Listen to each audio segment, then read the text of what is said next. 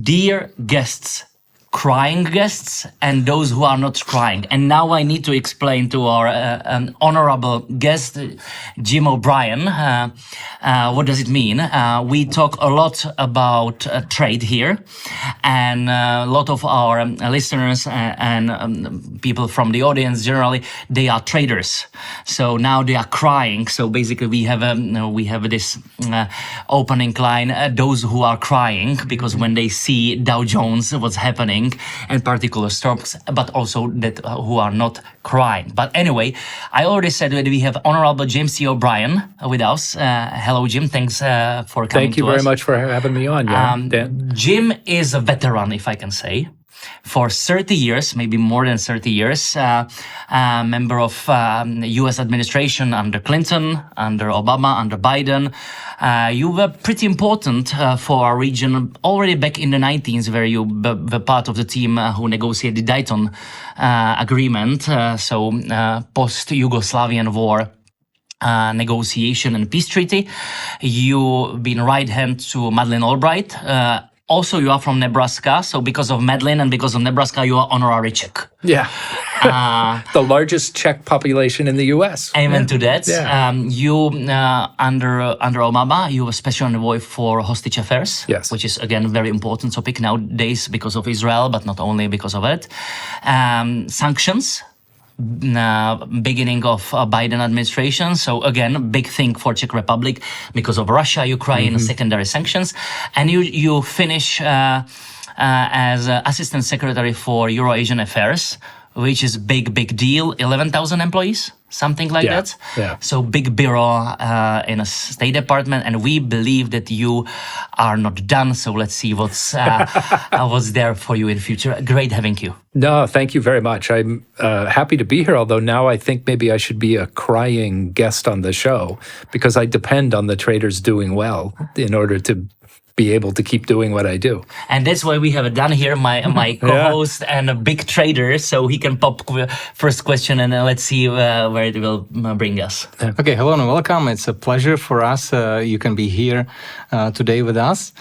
And maybe I didn't know that you come from Nebraska, so maybe you have some Czech relatives. So mostly Irish, but that's okay. Really? Potatoes. Exactly, it's all potatoes. Yeah, okay. Yeah. So because we don't have time to lose time, so my first question is quite a little bit general. Yeah. And I would like to know, how do you assess the current U.S. foreign policy, how it changed from the Biden policy? Or is there any continuation or, I don't know, some similarities maybe? If any. If any, yes. It's a broad question. I think ultimately gravity works on all U.S. presidents. And we come back to the point that our friends are here in Europe. That what we look at in the future is a Russia that is aggrieved and maybe very aggressive, and a China that is looking to set global standards for the next century. And if we, with our friends in Europe, in Canada, Japan, Korea, if we all work together on creating supply chains, on making sure our societies are secure and our people have jobs, then we're more than 1 billion people. We're pretty wealthy. We're used to trading and writing the rules. And that, I think, is the fundamental place American policy should settle. This administration, and look, I was part of the losing team last year, so maybe I don't see it straight. It styles itself as revolutionary, that it wants to do the opposite of everything that's come before. But I think we're seeing the limits of that approach. It's just not possible to pivot, to make Russia our friend, to ignore and pressure our European friends, and to be unprepared for the challenge from China. So I think we'll start to see some migration of the policy back to points on which there is real agreement, particularly around the need to organize with our friends on the challenge from China. Let's hope. But is there any structure left with Doge and Elon Musk and with, office of the governmental budget, the changes in every department? So is there a machine Yeah. that will, similar like Trump won. Yeah. At the end, there were a lot of people who want to get a job done. Yeah. Normal government working day by day. Yeah. So this, I think, is where our politics has to begin to work again. You see President Trump's approval rating dropping. And a large part of that, including from people who voted for him, is that he's not focusing on the issues that he campaigned and won on. He's focused on the idea that women and people of color don't belong in positions of authority. He is asking DOGE to fire people, but these include the people who forecast the weather, who predict tornadoes, who do basic research into diseases that kill millions of people, the people who take care of Social Security. Just an example, my father, who may hear this sometime, just turned 88, and we just discovered that after DOGE reviewed the documents, the Social Security Administration has declared him dead. So now my sister is today bringing my father to the office to show that he's alive. And this comes because the administration believed that there were lots of dead people who were soaking up government resources. And it's crazy. But that makes a lot of voters angry to see their government questioning and attacking them rather than focusing on delivering services. So I think, again, our politics will get back to a place where Democrats and Republicans can agree that we need to have better computer services in government, be efficient, but not to do it based on these crazy conspiracy theories that result in ordinary people just getting denied the services they've worked their whole lives to get. So how the situation could evolve into the future, because we are seeing that people are not satisfied with the Trump administration at all. So do you think that it can, for example, when we will be talking about midterms, what can it have? What implications it can have? I think if there's one thought in the way I look at this, and thanks to Jan for helping me refine this, I think the next 6 to 8 months are really critical. President Trump likes to run each day like it's a new reality show. And so he wants headlines every day about something. And so the pace is exhausting. But he's running out of topics.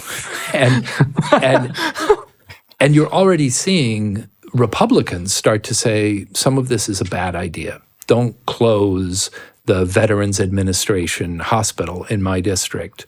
Please don't do these huge raids looking for illegal workers in my area. And the reason they can say that is that we're getting closer and closer to the next election.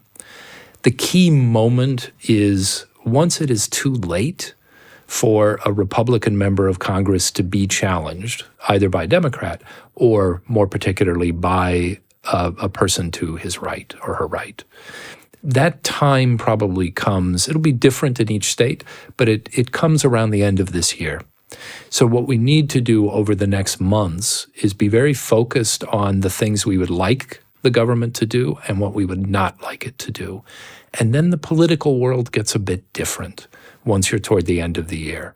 And that also has real implications for how Europe treats the United States as well.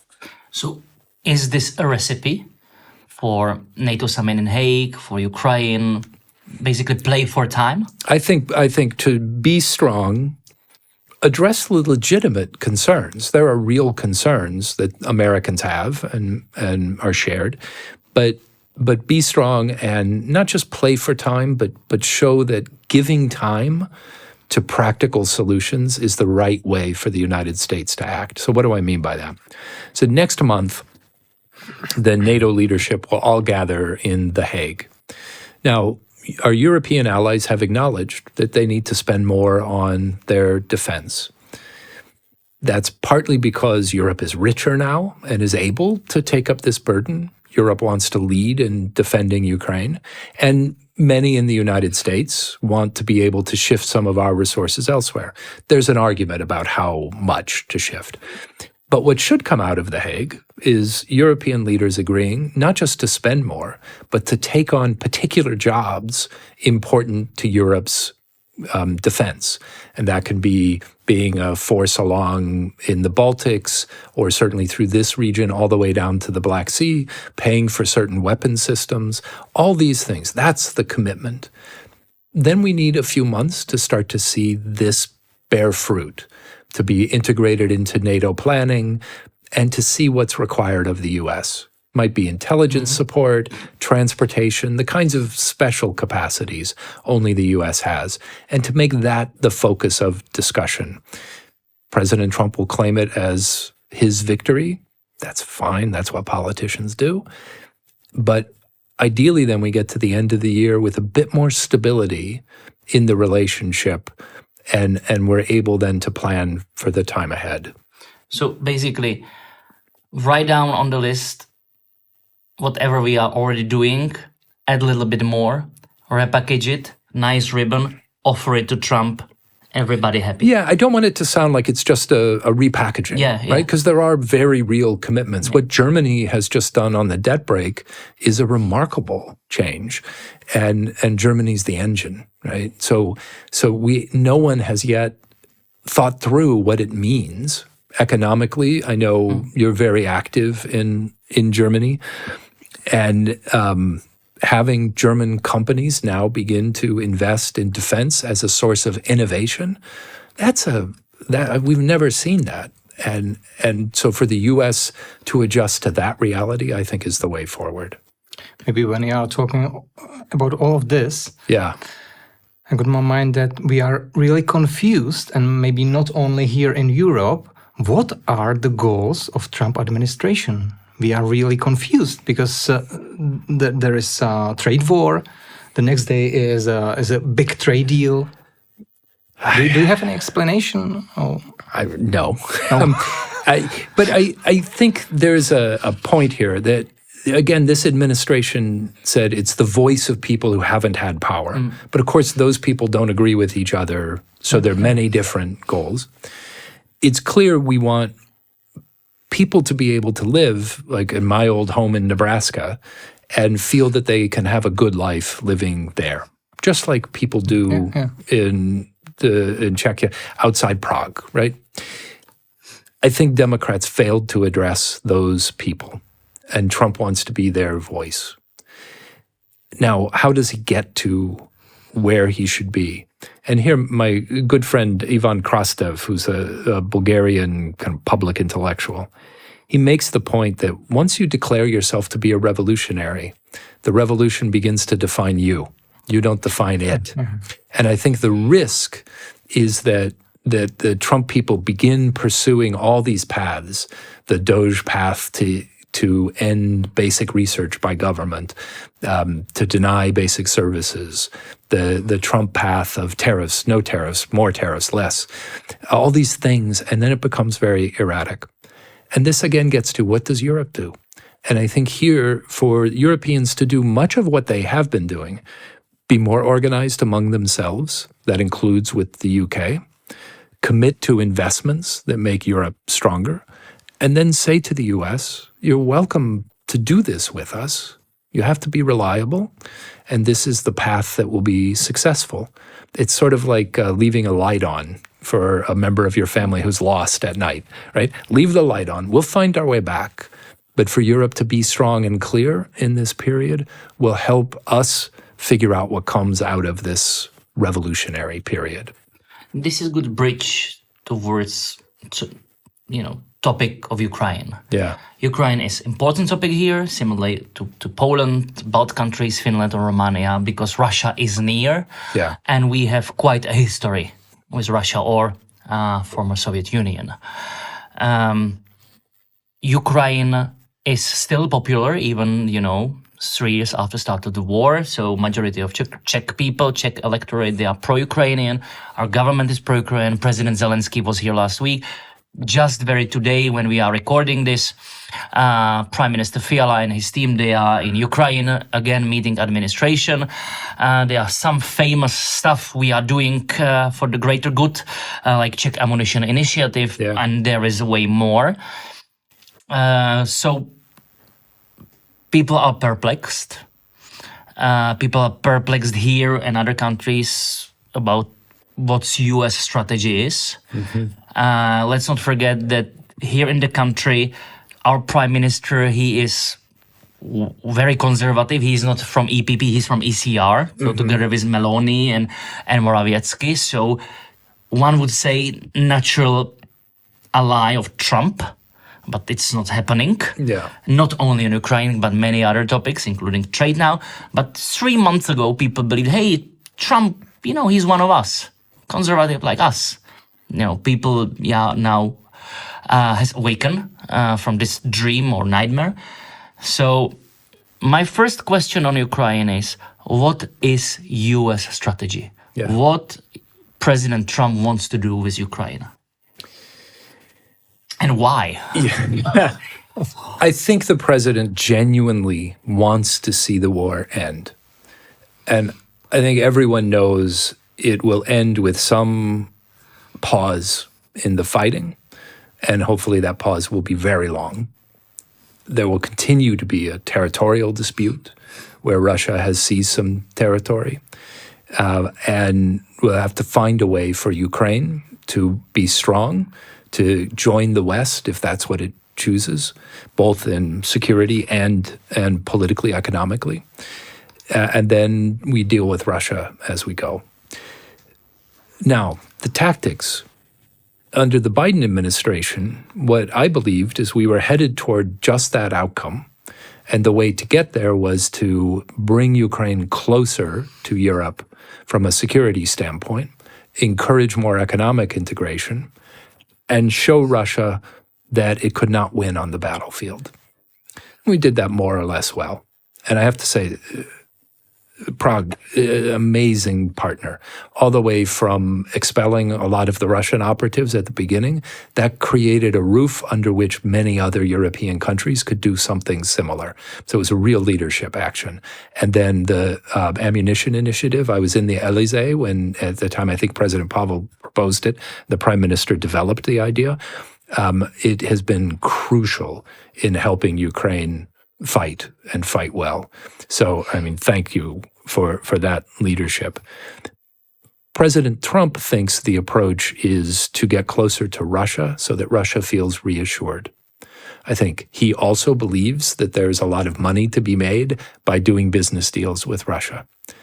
I've been going to Moscow since 1985. I have worked with companies in Russia extensively. I don't think it's a good place to go do business. And I think President Trump is finding that out. So, already. Because these deals are promised and then they're not quite ready and they come with conditions and then they're smaller than expected. And, that we'll see. But it's clear they don't control Putin's behavior on the battlefield. His argument was, well, if I do deals with him, then he will want to do what I want. And that's clearly false. So we're now at a stage where President Trump sort of wants to ignore the entire issue. But for that to happen, I think Europe should be clear. Europe will take on more and more of the responsibility. It needs certain help from the United States. And then we will make Ukraine a success. What it can't have is the United States openly threatening and pushing against Ukraine or against the states that want to support it. And I do think President Trump is learning of the courage of the Ukrainians, of the leadership that President Zelensky has shown, and of the very strong relationships, not just with members of the European Union, but with other states up and down Central and Eastern Europe, that this is a very strong base to go forward and defend Ukraine. That's right, but on the other hand, what we, at least here in Europe, what we hear from Donald Trump is a lot of critique to Zelensky and to Ukraine, and there's a very nice words, and not only for Putin, even for Kim from North Korea. That's really crazy, like for us. And President by the way, Xi, of course. And by the way, when you were talking about trading with Russia, it reminds me the great trade deal with China from 2020. All those soybeans. Yeah, because there were a lot of promises, but when you look at the result, there was nothing. No. Yeah. So my question is, how do you see this critique and the nice words for Putin? How shall we understand it? Yeah. oh, well, look, I lost this election. I don't understand all of it. I think the way to view it is he is very harsh. He views any kind of friendship or cooperation as leverage. Putin, Kim, Xi, they're far away, and he wants to entice them. I think we've all done work with those kinds of business people, especially I think a lot of real estate people. It's like they always are buttering each other up, right? And then occasionally they scream at each other, but it's always, oh, you're so smart, you can't pass this deal up. And that's what he's doing. He's selling Putin. It doesn't work. And then he criticizes the people who are closest to him. I wouldn't want to be his kids, but that's a whole nother conversation. But I think that's the dynamic. So I almost treat that as noise, and then you look at what actually happens. And I think the stronger Europe is and the clearer, the more likely that things will proceed reasonably. But it'll be hard. And there'll be moments when there's a bad truth posted overnight, and you just have to work your way through it. So do you see this kind of dynamics already happening? Like 2 months ago that, I will finish it overnight. Now he's much more sober and humble. Also some voices here and there at the Congress. Also JD Vance being a little bit more, how to say it, also humble towards Europeans. It's different now than it was in Munich. And now this lowering the bar. Yeah.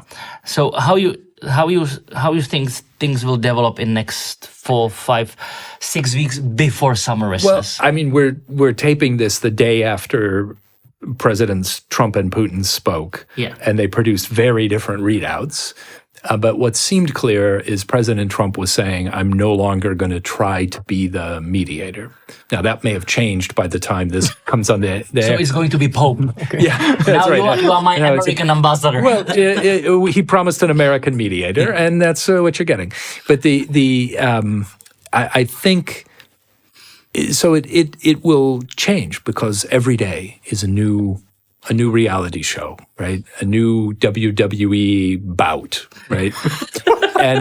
and so it will change. So I don't want to get caught on this prediction, but it does look, he said, I will solve this right away. And what was clear to me when I was inside is that the way he planned to solve it was by pressing Ukraine so that Ukraine would accept any offer. But Putin wouldn't make a realistic offer. And I think now he realizes the deal he thought was there is not there. What he wants to do next, I think, will be shaped by the voices that get to him. And that brings me back to our friends in Europe, talking to him. And I think to Republicans on the Hill. Because what's clear, when I was working on this, we proposed strong support for Ukraine, say 2 years ago. Almost all, or a large number, 2/3 of Republicans in the House and Senate supported this package. And then the private citizen, Donald Trump, said, no, don't vote on it. So we had a 6-month waiting period. And then 2/3 of Republicans voted for it. And when I talk to those people, I still see the same level of support. They're just looking for the moment when they're allowed to voice it. And that, I think, comes because our friends call for it. So just a technical question. So from this perspective, so do you think it has a merit that now, and we see it last, I would say 2 weeks, definitely after Merz was sworn in, that 5 leaders called Trump at once. Yeah. The 5 prime ministers of 5 big countries are messaging the same. Is this something that gets to him? Yeah, I think it does. Although I'm sounding very optimistic. I mean, again, there will be death-defying moments on this roller coaster, over the next days and weeks. But even in his readout, you notice this last time he made a point that he spoke with Putin, then he spoke with many of the European leaders all together. And again, what he's asking for, and to your point, Dan, he's asking for many different things at once. But fundamentally, he wants to say to his voters, Europe is doing its fair share now, or doing more. And he knows he can't get that if he just goes off and pursues a unilateral venture with Russia. So, and that's the voice I think is coming from people around him and from the Hill. And so the more that we all keep emphasizing it, the closer to reality we get. Yeah, this is, by the way, the thing I suppose at least that Trump was right when he criticized Europe for what Europe was not doing in the last 3 years, because it was really stepping on one side, on one place, and there was not much initiative from the Europe. Because this is, in fact, Ukraine conflict is our conflict. Yeah. This is not a conflict of United States. Yeah. And I suppose that it was a good from Trump to critique Europe, because at least some politicians in Europe opened their eyes, and now we can see that things are really changing in Europe, at least for what we see in Germany. That's why we have a map in German. Yeah, this is Germany with maybe 5% of GDP to defense. Yeah. This is really a big thing. Yeah. Because there were not even 2% in the last maybe, I don't know, 15 or 20 years. So and we can talk about Pedro Sanchez in Spain, you know, of course, for the first time ever, you know, above 2%, or Mark Rutte, esteemed Secretary General, who never as a Prime Minister. Yeah. Now it's 3.5% for everyone. So this is, I think it's fair, and I think you asked earlier what are some points of continuity, and this has been a point, really since the Wales conference in 2014, because during the financial crisis, many European countries cut their defense spending even more, and it was unacceptable. So they made the commitment to 2%. And by 2024, we had 24 countries meeting it, and another 6 with pretty clear plans, right? Well, 5. So there were one country, Iceland, has no military, and then a couple others are laggards. So that's been working for quite a while. Last summer, at the NATO summit in Washington, European leaders agreed to fund fully NATO's new war plans, the regional defense plans. That implies about 3.5% spending. So Trump is clearer, louder about that. But if you look at European defense spending, it went up under Obama because of the pledge. Then it went up under Trump at about the same rate. And then really it's Vladimir Putin that deserves credit, because Europe did a great deal. And so this is a point where there'll be real agreement. And I think it's important, again, at The Hague and afterward, that Europeans don't just get into a game of numbers, but make clear that they're taking on real tasks, and then being clear where they need help from the U.S. And I think that's intelligence support, probably some transportation support, other things that are needed so that Europe can get to the front lines and can really support Ukraine as the new defense investment comes online. If you look on the things from the other side of the border, so from Moscow, so we have, or thanks to Vladimir Putin, we have Finland and Sweden in NATO. Just a few days ago, Finland announced they want to reach 1 million reservists. Wow. Unbelievable number. Yeah. Baltic countries, you know, they are mining the borders. Southern flank or arming, especially in Romania, but other countries as well. Poland, you know, there are not enough Abrams tanks in the world that Poland can buy. They need now Koreans. So what's now their strategic perspective seen from Kremlin? So go on, you know, more mobilized soldiers just thrown to this unbelievable First World War resemblance. So what's the strategy? Yeah, I don't know. And I think it's the problem of any declining empire, that what Putin wants is to be treated like the country that emerged in 1945.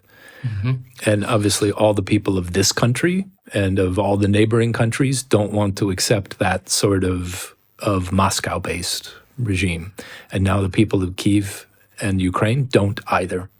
So somehow we need to work with Russia so that it can feel there's no threat to Russia itself, but that there is freedom to choose by the people who live around them. I'm not optimistic that that's going to happen with this generation of leaders in Russia. So what we need is to be clear and strong and restrained in the way we talk about Russia so that there's no provocation, but it's also clear there's no opportunity to attack our countries. Yeah, on the other hand, when we look at Russia as or from economic point of view, Yeah. there's a lot of talk that Russia is exhausted from the war, Yeah. especially economically. But because of short of information from Russia, it's even more worse than from China.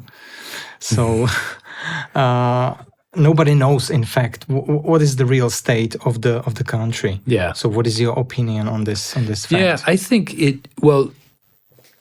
Russia can continue the war for a time. It's created a very effective war economy. By doing that, it's starving any chance of a transition to a normal civilian economy. So it's not that the war will end, but it's that the country is becoming incapable of delivering a better life for its citizens or of sustaining some long-term overseas effort. And it touches a point. I'm going to take this slightly off topic because I think it goes to the strength of our societies. Where I see the US and Europe able to come together in the next years is the notion that defense investment can be a huge source of innovation. It's not just jobs right away, but this is the investment in the US that created the internet, that created many basic scientific discoveries. And that, I think, is a thing in which we can invest and our civilian economies will benefit. In Russia, I see no chance. I think Putin believes that anything of strategic importance must be controlled by 7 or 8 septuagenarian guys who were in St. Petersburg or maybe in the KGB. And he won't allow the development of a civilian economy off defense investment. So if we can go 5-10 years down the road here, I think we're in a much better place. Just recently, European Union approved another sanction packages. I don't know, number 17 or number 18. 17. At the beginning of the war, you run sanctions at State Department. So if you look back now in last 3.5 years, what do you think? Sanctions effective? It was enough? Is it not enough? Are we targeting right sectors? So what's your thinking now, going backwards? Yeah, I think the sanctions have had an enormous impact, but they're just one thing. The talk that... So what happened was I actually came into government a month or two after the invasion. The immediate sanctions package tried to stop the easy flow of money from Russia to the West. So that was, on oligarchs and banks and transfers. But I think the key is oil. Everything is oil for Russia. Not gas. Not gas. Europe has done a remarkable job at reducing its reliance on Russian gas. Now the plan is to go to absolute zero. And I think that's important and should stay. But it's oil. I think it's between 40 and 60% of the annual budget, much of which is now military. I'd say probably 60% because 30 or 40% of the public budget. There's a huge secret budget and some repurposing as well. So it's oil. We were not able to touch Russian sales of oil. Initially, it's because prices spiked so high after Russia's invasion. We thought if we began to take Russian oil off the market, oil would reach $260, $270 a barrel, almost before we had reduced a meaningful amount. That is different today. As soon as the Saudis began to pump more and more U.S. oil came on, by the fall of 24, we believed we could take 10, 20% of Russian oil off the market and it would have virtually no effect. Since Trump came into office, now the Saudis have announced that they are going to pump even more, and that's going to leave Russia weaker and weaker. So one of the most important things to happen would be for Europe to take action against Russia's so-called shadow fleet, these unregulated and dangerous tankers that carry their oil out, and then begin to work particularly with India and some with China on restricting the purchases of Russian oil. Even if all that does is drive down the price again, that denies resources. So I think it's all oil. And do you have any information or any data, not maybe information, but data about what share of shadow trade with oil is on the Russian trade? Well, I'm just a citizen now, so all I know is what traders publish in their Bloomberg terminals. I would say it's very large. I think it was well more than a majority, and maybe 2/3 or higher. We think there were maybe, 800-900 of these shadow fleet vessels, kind of between Russia and Iran, and some trade both. The very good step that Europe and we took in January was to agree to enforce environmental and other regulatory standards against these ships. And since then, you've seen Denmark begin to reduce the flow through the straits. The Baltic is being now patrolled much more effectively. Germany seized one of these ships. And I think the more of that we can do, then it tells Putin that there's less and less money coming from his oil for next year and the time after. It's really hard to plan a war economy. Yeah, that's very important because the price cannot be so high when you are in the shadow economy. That's really important. That's it. And we could see it in trading with China, of course, especially not only oil, but even gas. Yeah. But what I would like to ask, and you touched the question, in fact, at the beginning, which is some kind of fight between G7 and BRICS. Because at least from my perspective, I suppose that there is a lot of talk about BRICS and growing influence and so on. But as I see it, this book is really not coherent. Yeah. In fact, because China is not a friend of India. Right. Russia is in asymmetric relations with China. And this is, in fact, its province, some kind of province, maybe. That's your words. Yeah, of course, that's my words. I can even add in Siberia 5 Chinese per For one every Russian. Yeah, that's right. Yeah. And Brazil looks like a friend, but they are very tough to China when they are trading with them. Yeah. So, what is your opinion on this threat? I mean, look, I'm going to speak just as a simple practitioner, and so maybe the way, if I were looking to trade something, I'd want to know how you place it, who's your prime broker, what's the Okay. We're really talking about what are the assumptions and what are the rules of the global economy going forward. And those rules get written formally in treaties and maybe in the UN, but they get written informally by the most powerful states. And that remains the G7. China is trying to build a group around it.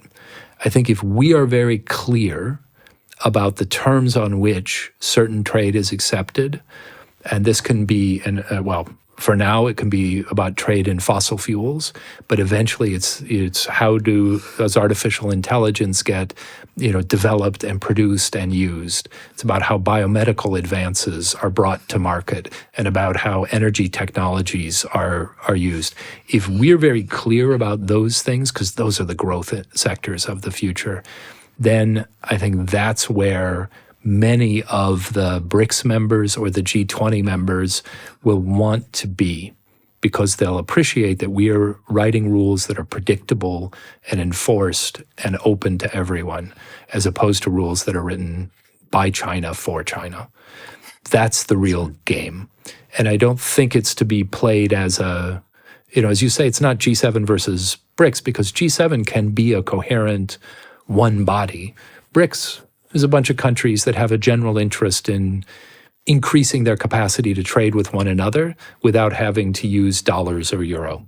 And that's a good thing for them, but it's not a political decision-making body. But when we focus on G7 and its coherence, Yeah. I would say year ago it was quite zeitgeist here in Europe that Huawei is not good. A lot of countries started de-Huaweiizing Yeah. themselves, including Germany, Yeah. which was big thing when Bundestag under Scholz started saying, hey, we don't want Chinese tech here in our Yeah. cities. And sort of everything was drifting towards US. I have only admiration for former US Trade Representative Catherine Tai. Yeah. I think that, and we talk about it in this podcast many times, that the Inflation Reduction Act is a beautiful piece of legislation, much better than our European Green Deal. So I would say a year ago, things were drifting that US and Europe will not go against China, but that we decouple more as Europeans. Right. Now, with Liberation Day and Big Beautiful Bill and stuff like that, you see again, first Spain, of course, Pedro Sanchez in China, Friedrich Merz with all the power and might. Now I'm new guy and I want to go against Russia and tough here and there. Even him is saying, hey, maybe, our automotive industry needs somehow to, again, get along with Chinese.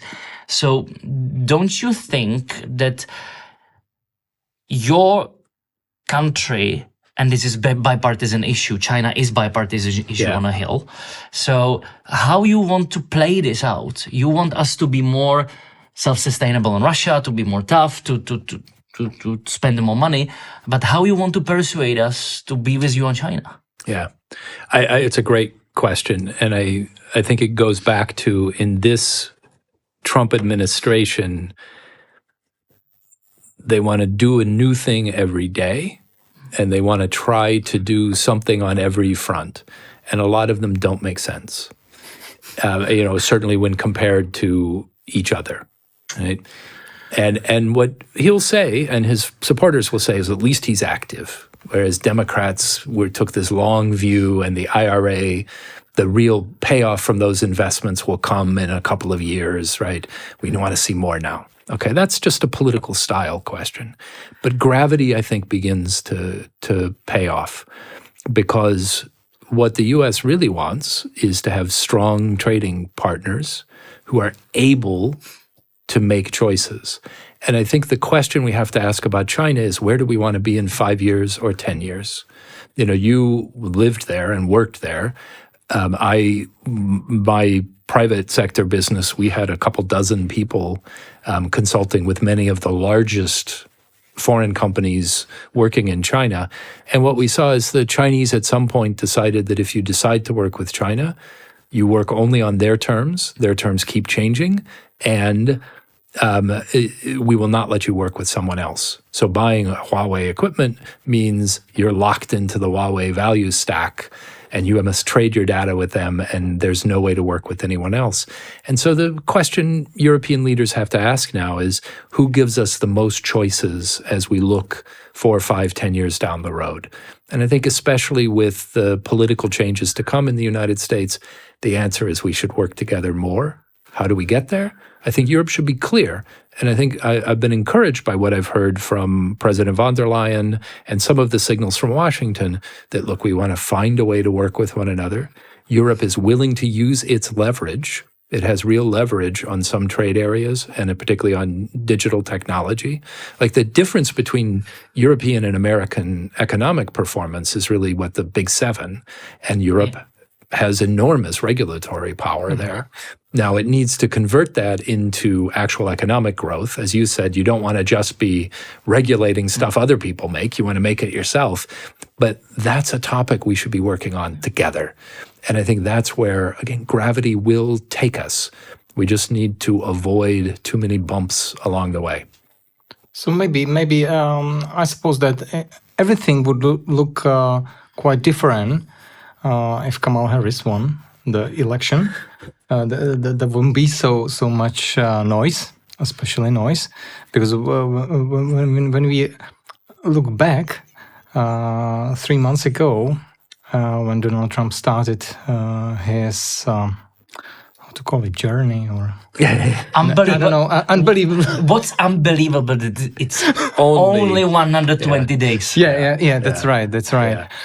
So and when we look now how it happens, Yeah. the tariffs in fact are back when they were 3 months ago. In fact, almost. Well, no, almost. they're still much higher. I think they're on But- average like but- 7 times higher. Of course, but when Yeah. you look at the journey, Yeah. that's really we don't know how to interpret it, because I suppose at least that the final goal of Trump was MAGA, was make America great again. So it means return production to United States. So that was the final goal, in my opinion. But I don't understand what's going on now, because Donald Trump is talking about a great deal with China again, and we don't know what No. to think about it. So when you are talking about that we should come together in negotiating with China, so it's impossible, in fact, in my opinion. Well, as long as he talks that way. But my point is, I think reality begins to make other things Of course, possible yeah, over that's time. right. But is it, pardon, Yeah. is it possible with Trump at all? I think so. I mean, you mentioned the 2020, deal and his reversal on, say, ZTE when it was first banned and then not, because he realized it was important for other products. And that trade deal was also tied up with the trade deal with the European Union, because some of the goods that China was supposed to buy ended up being sold into the EU. So he was using the two together. I'm a little unclear on how and why, but that's what it was. And that I think, look, I'm sounding very optimistic about our ability to work out of this. And that's in part just my jobs have always been the guy who figures out how to do the thing we need to do. So I'm mapping out a path that would allow us to work together. The risk is that the revolution eats him. Because I don't think it's clear that MAGA means more production in the U.S. It can also mean a lot less government in the U.S., right? That was when they talk about McKinley.